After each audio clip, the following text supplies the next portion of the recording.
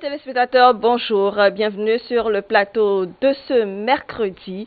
Aujourd'hui, nous entamons le mois de décembre et comme tous les 1er décembre, c'est la journée mondiale de lutte contre le sida. Nous ne pourrons donc que parler de la maladie aujourd'hui. Le sida, l'autre pandémie à laquelle nous pensons, c'est important de revenir sur la lutte contre le VIH-Sida, sur les objectifs aujourd'hui et également sur comment est-ce que ça évolue, l'infection dans notre pays. Nous en parlerons avec nos invités à un plateau auquel vous pouvez participer en nous envoyant vos messages sur le 55 01 82 91, le 55 01 82 91 ou tout simplement en nous appelant en direct sur le plateau sur le 98 80 93 111, le 98 80 93 111. Et déjà je suis avec Félicien Edou, bonjour. Bonjour. Comment est-ce que vous allez? Ça va et chez vous? Très bien également. Vous êtes médecin. Merci pour votre présence.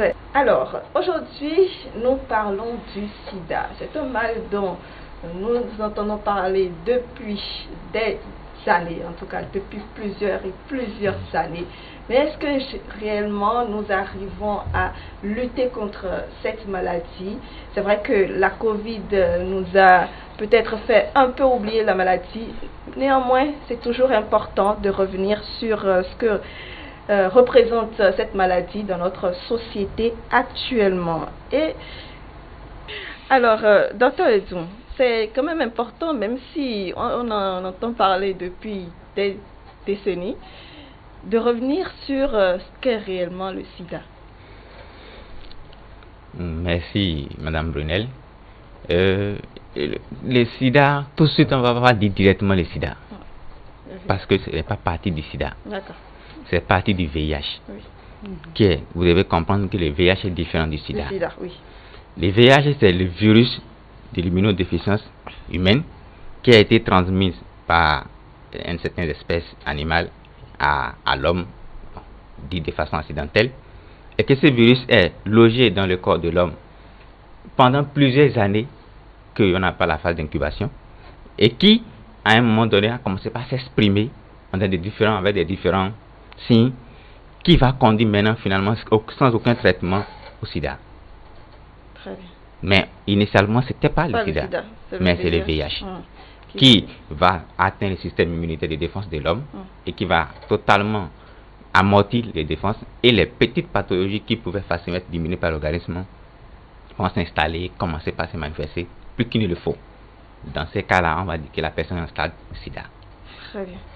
Et donc, si on va parler des manifestations de la maladie. La manifestation de la maladie est polymorphe. Ça dépend de quel stade vous êtes. Et à quel moment il y en a des gens qui n'auront aucun signe. Et ça peut passer du jour de l'infestation juste pendant 8 à 10 ans sans aucun signe. Après 10 ans, les signes vont commencer à se manifester. Maintenant, si on veut parler de quelques signes qui peuvent nous orienter vers cette maladie, déjà vous perdez du poids, c'est la première chose. Et on va évaluer le pourcentage de votre perte de poids par rapport à un certain moment pour évaluer à quel stade vous êtes déjà. Est-ce que vous êtes encore tout au début ou bien vous êtes déjà avancé. Avec ce poids, on va évaluer. Ensuite, après ça, on a les problèmes de la peau, donc les maladies dermatologiques qui apparaissent parce que plus l'organisme s'abaisse en matière de défense immunitaire, plus les petites pathologies, les petits microbes de la nature trouvent la place pour s'installer et se manifestent de façon fulminante. Donc, vous avez les fièvres, la diarrhée, les maladies de la peau, d'autres maladies particulières qui, quand ils viennent sur ce terrain, c'est fulminant. En 1981, les premières personnes qui ont été identifiées sont 5 jeunes de garçons qui sont des homosexuels. Et devant les pathologies qu'on appelle la pneumocystose c'est une maladie pulmonaire vraiment grave qui manifeste par des signes pulmonaires avec des décès respiratoires. C'est ça qui a alerté les centres de contrôle des maladies et les CDC en États-Unis, qui a dit qu'il y a forcément quelque chose, une immunodépression derrière cette pathologie, qui a fait qu'ils ont commencé par faire les investigations. Et c'est en 1983, en France, l'Institut Pasteur de la France, qui a identifié ce virus. C'est dès lors, après cet instant, que les dépistages ont commencé par découvrir que ce n'est pas seulement aux États-Unis ou en France qu'il y avait cette pathologie. C'est déjà un peu partout. Déjà répandu Un peu partout. Donc, dès lors, il y a d'autres maladies comme les problèmes neuroméningés, qu'on appelle la cryptococose neuroméningée, et ensuite des tuberculoses extra-pulmonaires qui viennent. Normalement, la tuberculose se loge généralement dans les poumons, parce que c'est un problème respiratoire, mais ça arrivait que chez les pathologies, les gens qui ont le VIH, ça se localise ailleurs, les os, les ganglions, tout ça là. Ça fait suspecter si ça se localise au niveau en dehors des poumons, ça veut dire qu'il y a une immunodépression derrière. Là, ça nous fait demander les tests pour voir est-ce que ce n'est pas un terrain immunodéprimé qui a favorisé l'apparition de ces pathologies hors de ces poumons. Donc, les signes sont polymorphes. Au départ, ça peut être juste une angine, simplement, vous avez mal à la gorge, vous raclez, bon, vous n'avez fait aucun traitement, peu de temps après, c'est passé tout seul. Alors que c'est peut-être la première infection au VIH. Peut-être c'est juste une grippe, tout simplement. Peut-être juste vous avez une fièvre, ou des maux de tête, et c'est passé. Ça peut être déjà la première infection. Ça peut simuler n'importe quelle autre pathologie. En général, en fait, cette pathologie ne tue pas.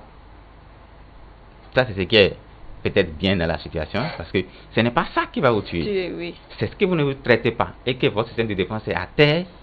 Il y a peut-être un simple grippe qui peut vous emporter. Très bien.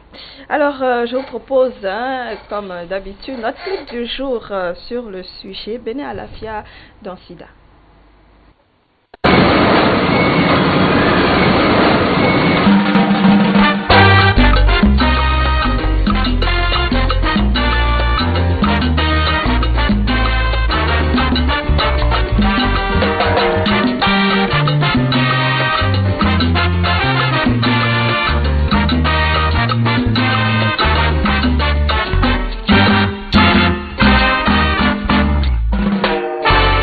C'est mi gbawe c'est mi gbawe akun gbawe bokan gbawe yẹn lọ débẹ̀.